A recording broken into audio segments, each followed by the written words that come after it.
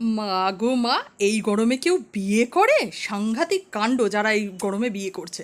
তো এটা আমরা ভাবলেও যারা বিয়ে করছে তারা কিন্তু একেবারেই এটা মাথায় আনছে না, তারা একেবারে বিন্দাস বিয়ে করে বসছে। আর নাজেহাল অবস্থা হচ্ছে যারা খেতে যাচ্ছে সেজে গুজে। যাই হোক, নতুন বউয়েরও খুব কষ্ট হচ্ছে। তো এই করতে করতেই আমরা গল্প গুজব করতে করতে আমি, বাবা, বর, ছেলে সবাই মিলে চলে গেছিলাম নৈহাটিতে আমার বদ্দি, মানে আমার পিস্তত দিদির ছেলের বউ ভাতে। তো সাংঘাতিক লেভেলের একটা গরম ছিল, তাই ইচ্ছে থাকলেও আমি এই ব্লগটা বড় করে বানাতে পারছিলাম না। তো সেই কারণেই আর কি একটু ছোট করে তোমাদের সঙ্গে একটু ভিডিওটা শেয়ার করলাম। তো নেমে আমরা এই হাঁটতে হাঁটতে ভেতরে চলে যাচ্ছিলাম বিয়েবাড়িতে। আর মুখ চোখের হাল দেখে বুঝতে পারছো অবস্থা বিশাল টাইট। তো আমরা তো অ্যাকচুয়ালি যাই, যারা এখন এই ব্লগার আছে তারা তো যাই হচ্ছে বিয়েবাড়ি টিয়েবাড়িতে ফটো সেশন করতে।